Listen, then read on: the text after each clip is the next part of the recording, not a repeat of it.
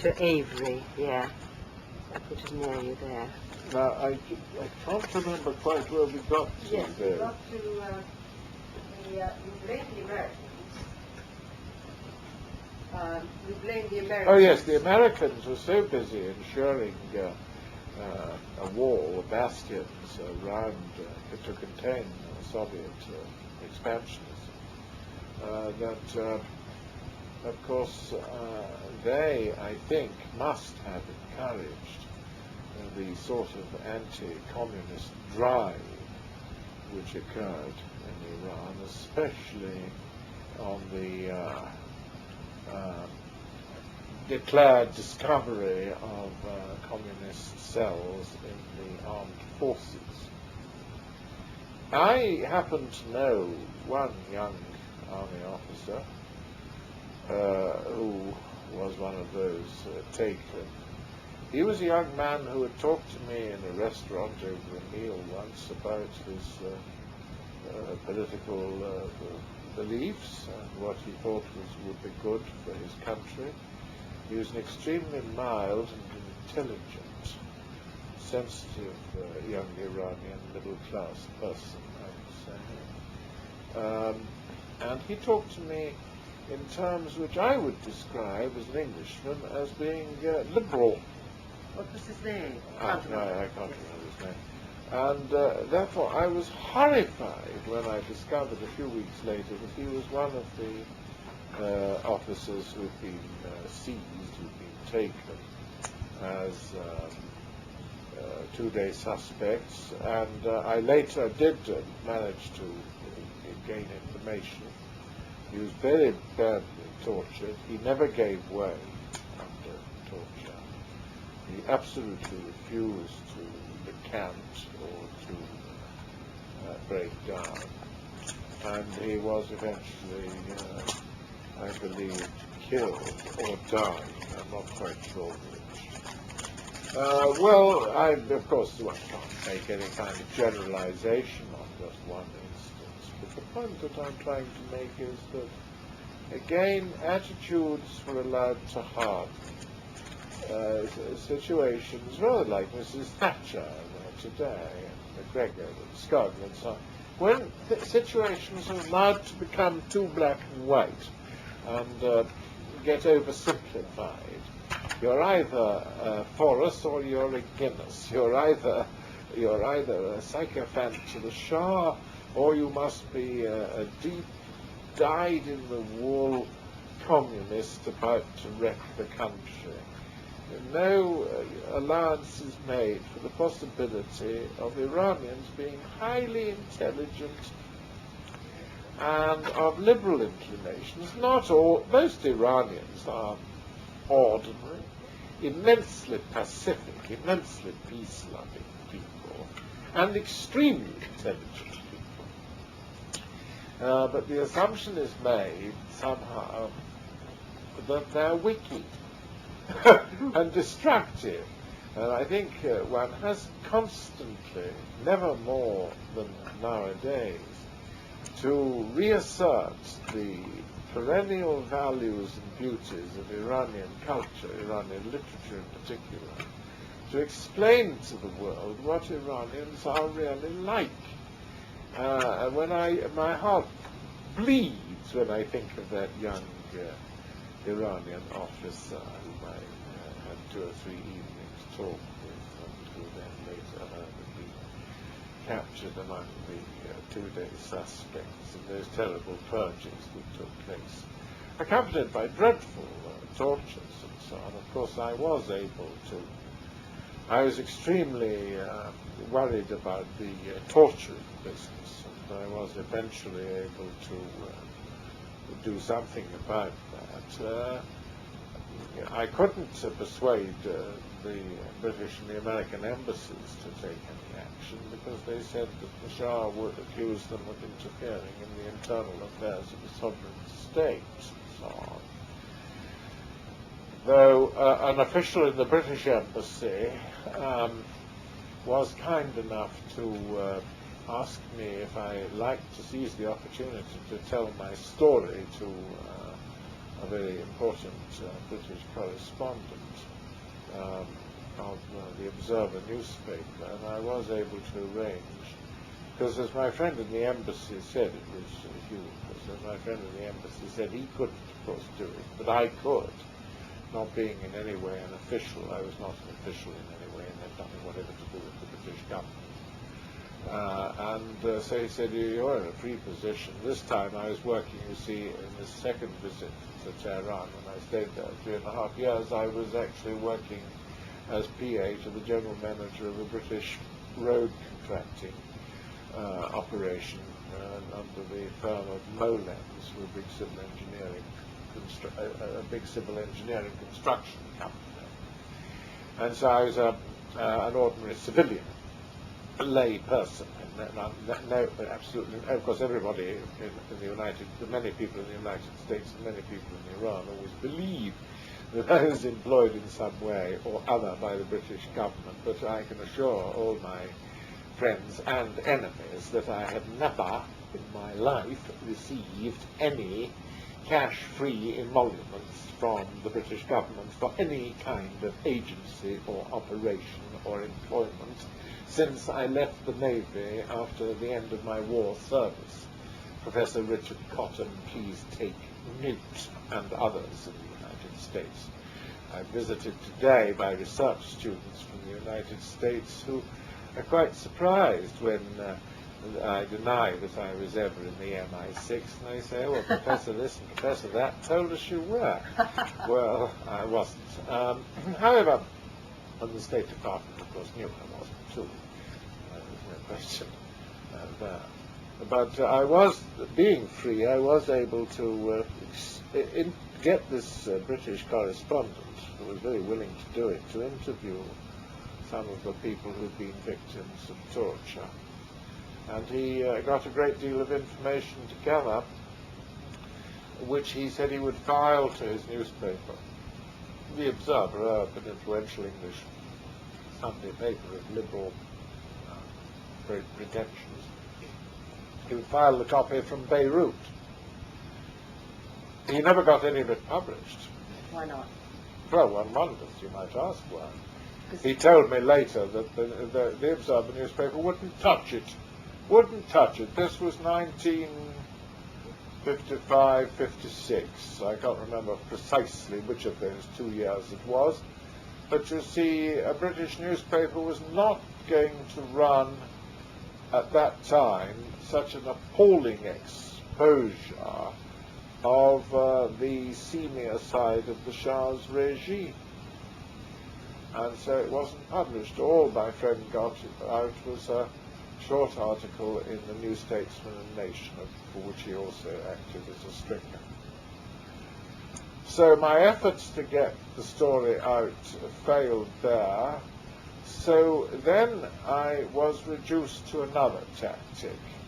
I happen to know Taimur Bakhtiar quite well. He was the military governor of Tehran and at that time in charge of the security operation.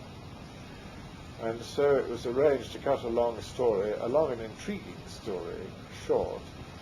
Mohammed Barker, who was an old Ahund I knew, and Tamadun al-Mulk Sajjadi, who was the late Tamadun al-Mulk Sajjadi, was the British embassy's chief Iranian interpreter and counselor, advisor. Mohammed Barker and Tamadun al-Mulk and I arranged that we would have lunch with Taimur Bakhtiar to try and stop the torturing. And so this is what we did. We informed Taimur Bakhtiar that we would like to have lunch with him. Of course, he was delighted for various reasons that any Iranian will appreciate at once, when we three actually asked to go and have lunch with him. He was delighted. He was quite a nice man, incidentally. He was just a lure, who had a very different attitude towards the shedding of human blood and the mutilation of human flesh to the attitude that might be shared by you and me, for he was a tribesman, a lure. And we went to his house for lunch, and it was all spread out as a delicious buffet. And we talked about this and that, and we'd rehearsed how we were going to operate. We had decided that we would mention the tortures to him and world opinion, how horrified world opinion would be if it knew what was going on. And I decided that we must pinpoint, we must focus on one particular example, so that nothing should be diffused, things shouldn't be lost in generalities. And so in the course of the lunch I said, oh, by the way, Taimur Khan, I said, یک سوالی دارم اجازه فرمایید. یه مطلبی هست که I went on, the point that the matter, I've got one question, there's a matter that causes me a great deal of perturbation, because my Iranian friends are always coming and talking to me about it, and it really is so dreadful, but I can't believe it. They must be lying to me.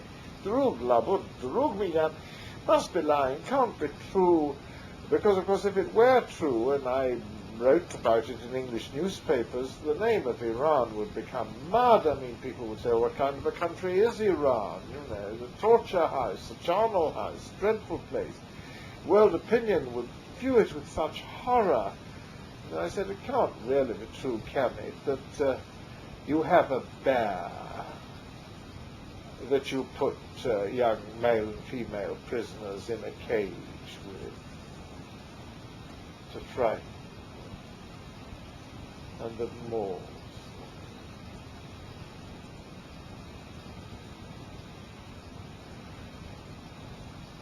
And Taimur Bakhtiar thought for a moment. He said, wait a minute, there was a bear, there was an officer, and this is the naivety, the simplicity of this Khan, who was also a general and head of a security organization. He said, yes, he said, an officer had a cub bear that he'd found in the Zagros Mountains once, and it got big and got rather a nuisance, and he was going to shoot it. And I said, oh, don't shoot it, we might be able to use it. He said, but I said, what, Excellency? Shimmy farmayit? But he said, I think it was only used once or twice. But I said, once or twice is once or twice too many. And then, as we planned it, Tamadun al-Mulk Sajadi and Mohammed Bargat came in and said, you see, yes, as Mr. Avery says, you see, this would create a terrible impression abroad, and so on.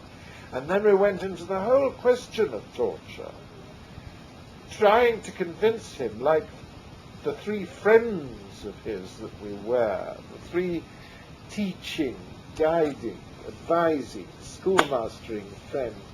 We went into the whole business of torture to explain to him that for various people in foreign countries and in Europe and America, this kind of thing was terrible, that it haunted and distressed people's imaginations and minds, you see.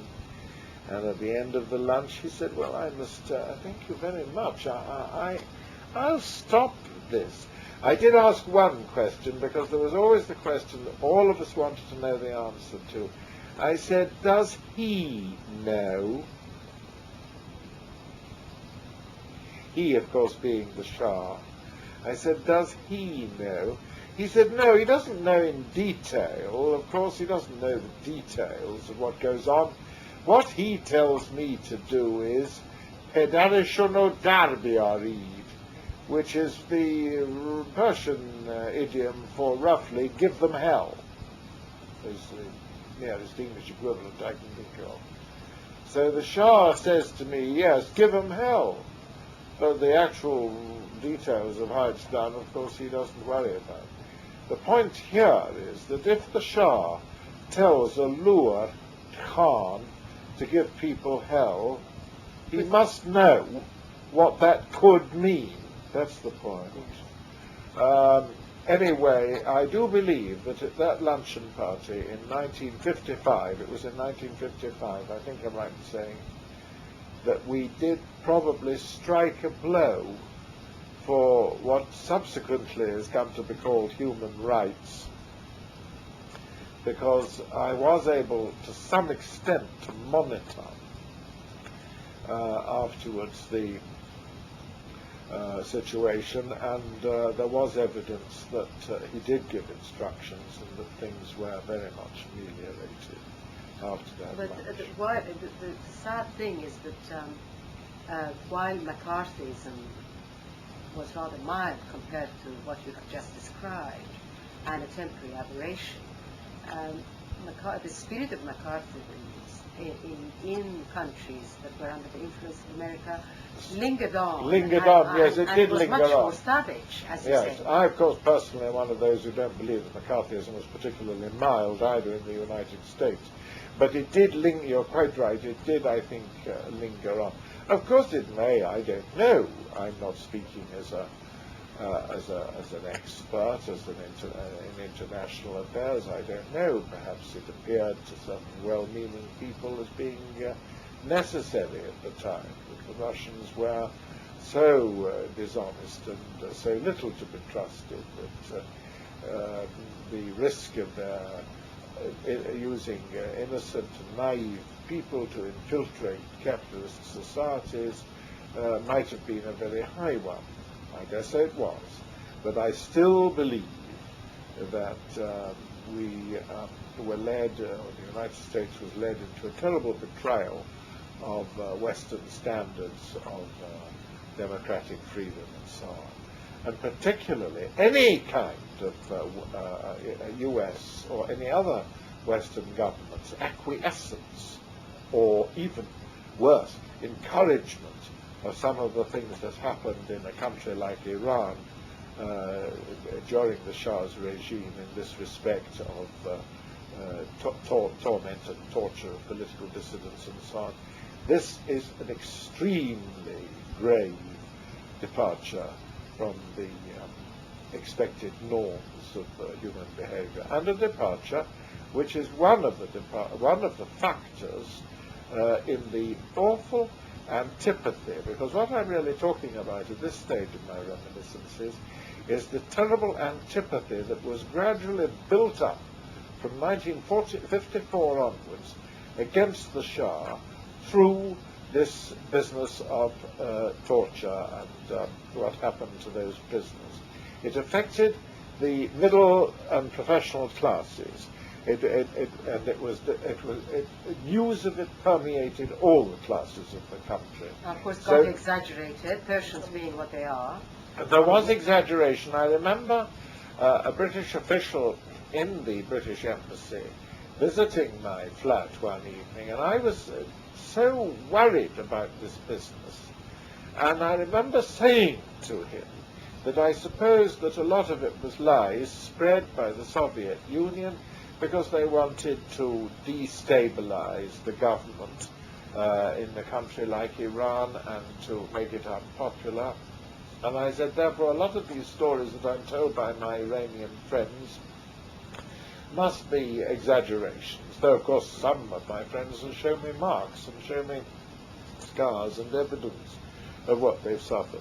But many of the stories that I hear about what somebody else, whom I don't in fact see, has suffered, must be exaggerations. And I remember, as I said that, half a statement, half a question to my friend, glancing at him and being surprised at seeing this normally very cool, collected, and calm English diplomat as white as a ghost. The blood drained from his face, as white as a ghost.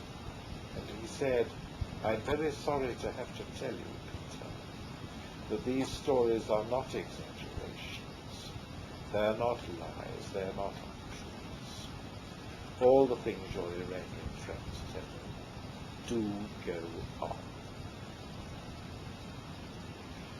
And, of course, what I'm talking about then is the gradual creation in those years of what is called Boghz, Rein, Zod, Boghz, hatred, antagonism, antipathy towards the Shah. If you get the small green paperback Hans Wehr's Arabic dictionary. It's just next, in those books there. There it is. It's a small green paperback one.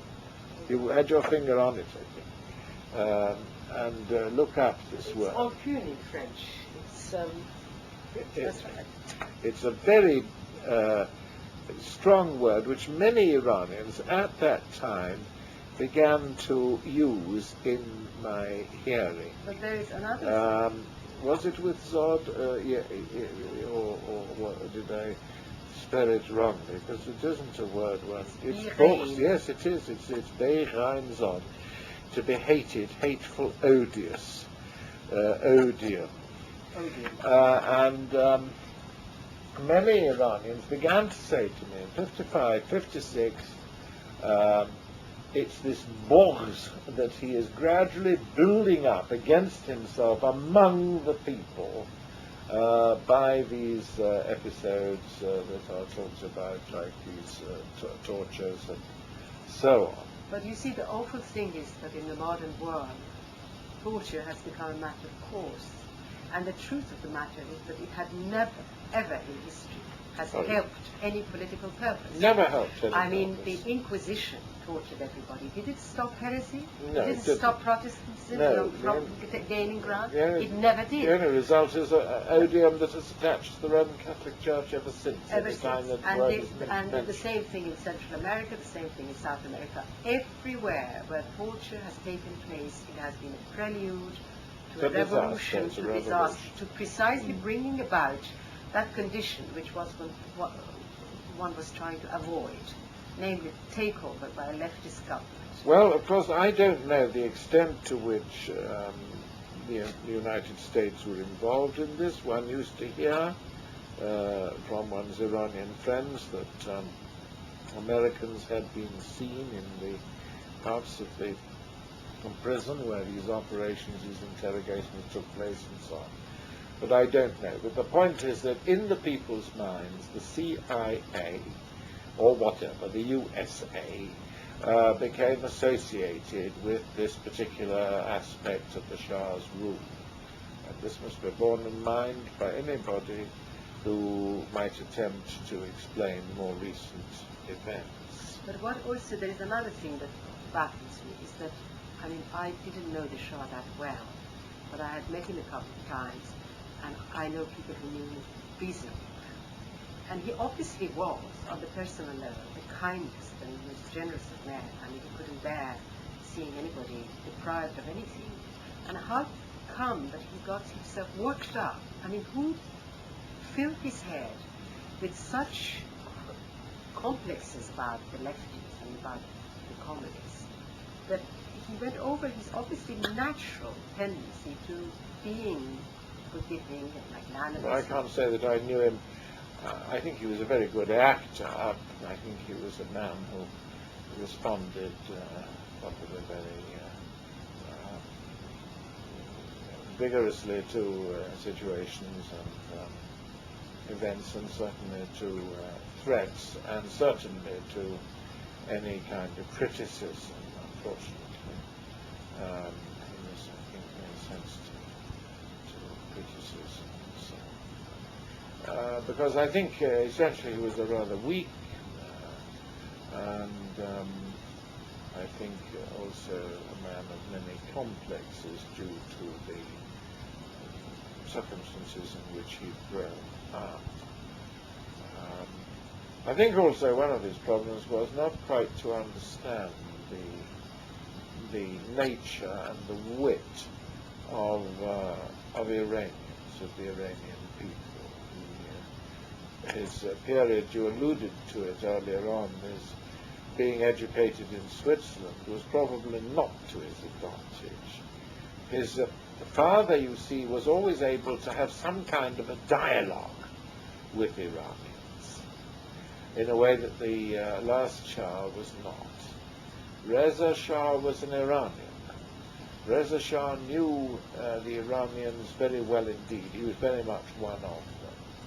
I remember an old mullah I used to meet called Khorasani, terrible old man. Sharafuddin Khorasani was one of my assistants at Cambridge, his son. And I remember going to Tehran and meeting the father, who had been a very rebellious and noisy mullah against Reza Shah in the old days, and still always addressed all his conversation to whomever it might be, in his tiny little rooms. He lived in this tiny, humble little house, pathetic house that he lived in. He always talked as if he were on the Mambar addressing a whole mosque full of people, very loud and vigorous voice. But I remember the numerous mixed up, tumbling out stories that he used to tell me about his early days, and about the Mashrutiyat, and about Mushir Dole and Musuki Dole, and all these tales he used to love to tell me. I remember one tale in which because he knew Reza Shah quite well at the time of the coup d'etat of February 21st, 1921, and so on. And then he opposed Reza Shah, of course, when Reza Shah began to oppose the mullahs, on whom Reza Shah to some extent relied, of course, on getting into power. And but you see, the point was that he had conversations with Reza Shah in a way that the last Shah could not have with men of his kind, mullahs or khunds like he was. In describing one of these conversations, Reza Shah sending for him, and he goes to Reza Shah, the Shah, به من گفت شما چرا مرد ناراحتید؟ من گفتم بهش که من ناراحت هستم و بودم و خواهم بود تا موقعی که کسان مثل شما کارتون میکنید.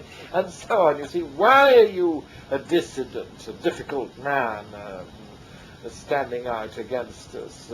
And I said in reply to him, I said, I am such a man, and I was such a man, and I shall be such a man so long as people like you do the sort of things people like you do, and so on. This hammer and tongue, give and take, shouted dialogue between this old member of the religious classes and the all-powerful Reza Shah is a very interesting anecdote, illustrating a situation which was totally impossible under the sophisticated, déraciné Mohammad Reza Pahlavi, the son, so far away from all those mullahs and our khunds who, God help us now, we see rushing about in bulletproof limousines up and down the streets of Tehran. Tragic. Now, to go back to those early years when you were working for the oil company, there are certain personalities also connected to the oil company who you obviously met. There's somebody called Maki, Baghoi. Baghoi was the one whose name I was trying to remember, who came from Kerman and who was the founder of the Hizb Kargiran, Baghoi. But I met him with people like صادق, Hedayet and Chوbek and the intellectuals. Was he an intellectual? Yes, Mackay was. But what Mackey wasn't. Mackey was a... Who was Mackey? Well, Samuel Mackey was a Majlis deputy. He had been in the Air Force originally as a sort of private, not an officer, I think, but in the Air Force originally. He was very much a product of the Pahlavi era. Clever, adroit, a good writer. He wrote a series of histories of his own times, which are quite interesting. Il n'était pas un homme bien cultivé. He used to try and claim to be one of the littérateurs, one of the circle of people like Bakai and Hidayat and those, but he wasn't really one of them at all. But he was an adroit and a clever man who came very much to the fore at the time of oil nationalization. What was his function then? He was sent down to Abadan as the representative of the Majlis who was to see to the taking over of the oil company. He later quarrelled with Mossadegh, and there's the famous story of he met the Shah on a walk, an early morning walk in some holiday resort, as it were, and the speech he made in the Majlis, Tassadofan, Ittifaqan, or keeping repeating these adverbs. I happened, by chance, as it were, entirely haphazardly to meet the Shah, and we had a conversation. So he deserted Mossadegh in the end, but he's never come out into the political forefront again. During the 1950s, remember he was cited to me as one who might be waiting in the wings to step forward again, but he never has done. I did meet him once. He's still alive, is he? I'm sure he's still alive. In Tehran. I think he's still alive. And he works as a historian, writing books. I think he writes and lives on. He made quite a lot of money during his period in power under Mossadegh by once the company had been nationalised and its British officials had left. I think, I don't know, this is libelous, so we should be careful. No, I mean, but I think he made, there were stores got sold in Basra and elsewhere. There was huge, all kinds of stores, plumbing stores, and so on. I don't know. Anyway, Hosseini Maki lives quite well, I think, and comfortably.